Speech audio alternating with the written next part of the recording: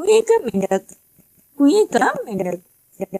वो कहानी हमें सिखाती है कि हर नए अनुभव से हमें जीवन के बारे में कुछ न कुछ सीखने को मिलता है। लिली 9 साल की एक प्यारी सी लड़की थी। वो स्कूल के अलावा कहीं नहीं जाती थी। उसे घर पर ही रहना अच्छा लगता था। कहीं घूमने जाना या नए लोगों से मिलना उसे पसंद नहीं थी। इस वजह से उसके ज्यादा दोस्त भी नहीं थे। वो हर घर पर ही अपने खिलौने से खेलती थी और कभी कभी छोटे भाई के साथ गार्डन में जाके खेलती थी। एक दिन स्कूल के टीचर ने सभी बच्चों से कहा कि कल हम सब जंगल घूमने जाएंगे। वहाँ हम तरह तरह के पेड़ पौधे और जानवर के बारे में सीखेंगे और तुम सब अपने माता पिता से पूछ लेना और ट्रिप में काम आने वाली सभी जरूरी चीज ले आना। सभी बच्चे ट्रिप पर जाने के लिए उत्साहित थे और लिली एक नई जगह पर जाने के लिए नाम से ही परेशान हो गई। स्कूल के आसपास कितनी सारे पेड़ पौधे और जानवर हैं, तो फिर जंगल जाने की क्या जरूरत है। पर मैम को तो कैसे मना करूं? अब तो नचिकेता ही मेरी कुछ मदद कर सकता है, लिली ने सोचा। तभी लिली ने देखा कि उसके डेस्क पर एक मेंढक उछल रहा था। लिली डरकर पीछे हट गई। तभी मेंढक लड़के के बदल गया और जोर से हंसने लगा। नचिकेता, तुमने तो मुझे डरा ही दिया, लिली ने कहा।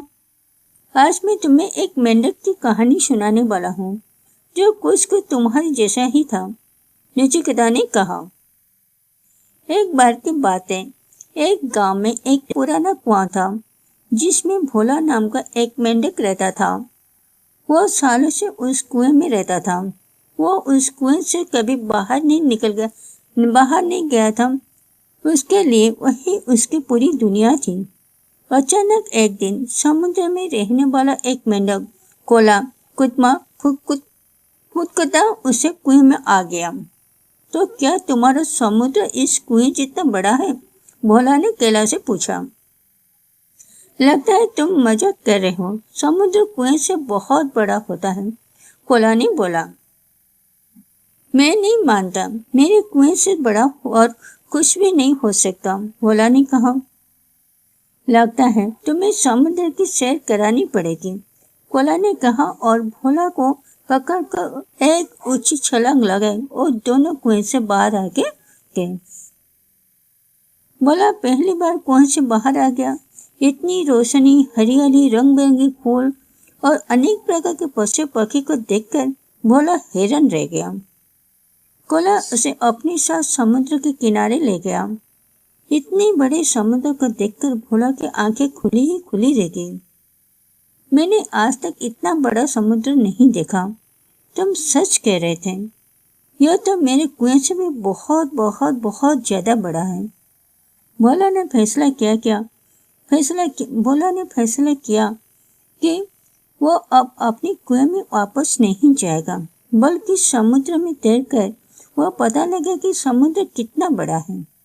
लिली, जिस तरह भोला को समझ आ गया कि उसने कुएं के बारे में भी एक दुनिया है, उसी तरह लिली, जिस तरह भोला को समझ आ गया कि उसके कुएं के बाहर भी एक दुनिया है, उसी तरह जब तुम भी अपनी इस छोटी सी दुनिया से बाहर निकलोगे तो जानोगे कि दुनिया कितनी बड़ी और खूबसूरत है और वहाँ जानने की आंखें और जहाँ जानने और खोने के लिए कितना कुछ है। तो उसी कहानी से हमें पता लगता है कि अगर हम हमारी दुनिया से बाहर के दूसरी दुनिया में जाएंगे, दूसरी जगह में जाएंगे, दूसरे लोगों के साथ मिलेंगे, तो हमको उसी चीज से कितनी सारा अनुभव होगा, नया चीज सीखने को मिलेगा। तो इसके ऊपर वो कहानी था। आशा करती हूँ आज की कहानी आप लोगों को अच्छा लगा होगा।